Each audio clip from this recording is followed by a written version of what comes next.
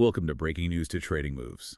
Today we're focused on a specific piece of market-moving information. It's coming from the world of logistics automation. Right.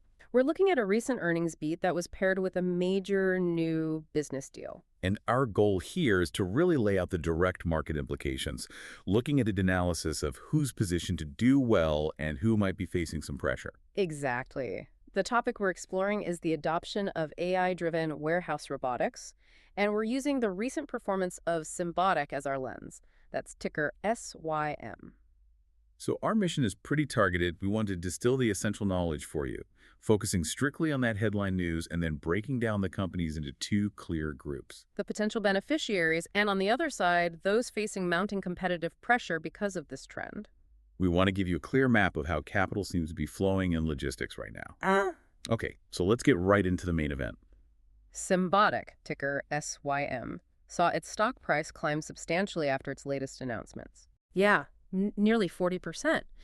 And that kind of reaction tells you the news is validating a much broader trend. It's not just hype. No, not at all. It's based on very concrete accomplishments. First, you have the financials. The company beat revenue forecasts and, just as important, showed real improvement in its operating margins. Which points toward a path to profitability. A clear path. That's what investors were looking for. But a beat on the numbers, that's not usually enough to get that kind of movement, is it? No, not on its own. There has to be something more. So we have to look at the new business. And that's where the Medline contract comes in. Symbotic announced this major new automation deal with Medline, which is a huge healthcare distributor. Okay. Because before this, the whole story was really tied to Walmart, their anchor customer. It was, and the market was getting a little nervous about that, the customer concentration risk. So what does a deal with a healthcare distributor like Medline really signify here? Well, it proves two vital things. First, that the technology can scale outside of grocery and general retail. It validates its use in really complex environments like healthcare supply chains. With a high number of different products or SKUs. Millions of them. And second, it shows the company can diversify its revenue, confirming that the demand for its AI system is strong across different massive industries. It's not a one-trick pony. That confirmed demand gives us the perfect place to start looking at the beneficiaries. If the investment trend is real, certain companies are just perfectly positioned to capitalize on it. Precisely. So let's start with the most obvious group, the AI warehouse automation leaders themselves. Tell us about the advantage they're gaining. It sounds like it's more than just selling equipment now. It's selling efficiency as a system, right? It is. Symbotic's results, and especially this Medline deal, they show that big companies are now committed to putting serious capital towards smart, fully automated warehouses. And these systems deliver. They really do. They can dramatically reduce the cost per unit for fulfillment by optimizing space, cutting down on errors, and, well, just requiring a lot less human intervention for certain tasks. So which companies are riding this tailwind? Naturally, Symbotic SYM is at the top of that list. They're the ones creating the buzz. Right. But you also see companies like ZBRA Technologies, that's ticker ZBRA. They provide all the critical hardware, the scanners, the mobile computers that have to integrate with these AI platforms. And what about on the service side? There you have GXO Logistics, ticker GXO. They're a pure-play contract logistics provider that aggressively uses this kind of automation. They're positioning themselves to manage the efficient warehouses of the future for their clients. Okay, so if the system itself is validated, we have to talk about what powers the AI part of it all, the underlying infrastructure. Which brings us to our second group of winners, the AI and data center hardware suppliers. You can't just plug these things in anywhere, I take it. Not at all. A modern automated warehouse is basically a giant edge computing environment. They require enormous computational power to function. I mean, you think about it, the robots aren't just following lines on the floor. They're processing real-time data from cameras and sensors, coordinating with hundreds of other machines. And constantly running optimization algorithms on millions of items to manage inventory flow instantly. That kind of processing needs specialized hardware. So the spending on logistics automation flows directly to demand for high-performance compute and networking. It does, which logically benefits the suppliers of those components. The analysis points to NVIDIA, ticker NVDA, for the GPUs that are essential for running those complex AI models right there in the warehouse. Okay, NVIDIA makes sense. Who else? We also see Supermicrocomputer, SMCI. They specialize in the high-density server and storage solutions you need for this kind of industrial-scale data processing, and Broadcom, AVGO, which provides the networking gear to make sure all that data can move instantly without any bottlenecks. Let's move to the third category of beneficiaries, the ones actually using this technology. The retailers leaning hardest into automation. This is where it gets very practical.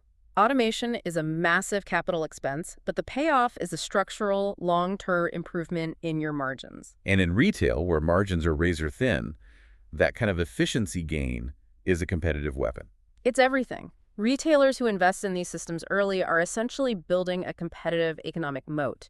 They can offer faster delivery and undercut slower competitors on price because their internal costs are just structurally lower.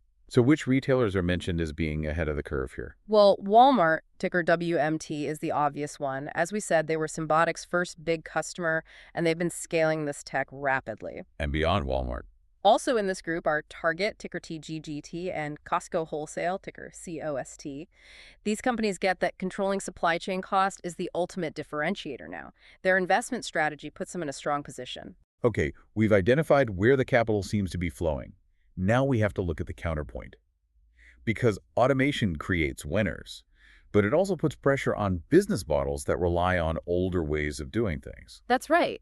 When a technology improves a process this much, certain parts of the market face headwinds. The first group here focuses on human resources, the labor-heavy warehouse staffing firms. The reasoning seems pretty straightforward. More robots means a slower growth in demand for certain types of warehouse labor over the long run. Exactly. The core tasks these agencies have traditionally filled, picking, sorting, basic material handling, are increasingly being done by machines. This puts a constraint on their growth and potentially their margins. So which staffing providers are most exposed to this trend?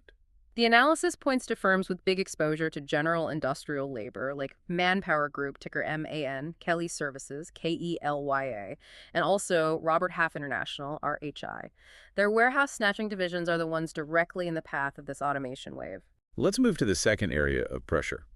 You mentioned that capital spending is pivoting. What is it pivoting away from? It's pivoting away from what you could call traditional material handling equipment makers. The spending is shifting from basic machinery to these integrated software-driven platforms. So for clarity, when we say traditional equipment, we're talking about standard, non-autonomous forklifts, manual conveyor belts, that sort of thing. That's it exactly. Equipment that requires a human to make a decision or follows a fixed path. The spending is moving from machinery that just executes a move to smart systems that decide how and where to move goods on their own. The companies identified here are major manufacturers like Caterpillar, ticker CAT, Terex, TEX, and Oshkosh OSK. Right. And while they're all diversified, their heavy equipment divisions face a long-term risk if they can't integrate smart connected components into their main offerings. Okay, finally, let's bring this to the last step in the supply chain when the product leaves the warehouse. The third category facing pressure is the slower to automate parcel and freight operators. This really comes down to cost competitiveness. How so? Well, these highly automated warehouses, like the ones Symbotic builds, drive down the unit cost of fulfillment before the product even gets to the carrier. This creates a new expectation for efficiency across the board. So the carriers who are slow to automate their own sorting facilities, they risk becoming the higher cost option. They become the bottleneck in the system. Precisely. If their customers are spending billions to get products ready at the lowest possible cost, the carriers have to match that efficiency to stay competitive on price. If they don't, they face margin pressure. And this pressure falls on major carriers like United Parcel Service, UPS, FedEx, FDX, and XPO, which is XPO. They're all automating, of course, but the speed of this trend suggests the clock is ticking faster than maybe they assumed. So to summarize the main takeaway, though, the news from Symbotic clarifies a pretty stark line in the market today. It separates the companies supplying or aggressively adopting this AI logistics infrastructure from those who are still reliant on older equipment or heavy, low-skill labor models. That's a great summary. We focused here on retail and healthcare, which is where the Medline deal points us. But a final thought to consider is this. Which adjacent sectors might be next? Think about automotive parts distribution or specialized electronics. Where will we see this level of intensive AI warehouse deployment next? That's the question worth considering. Before we close, we must state clearly that the information discussed today is not financial advice or a recommendation to buy or sell any asset, security, or commodity. This material is purely derived from the opinion and analysis of the authors of the material we studied. Please consult with a licensed professional before making any investment decisions.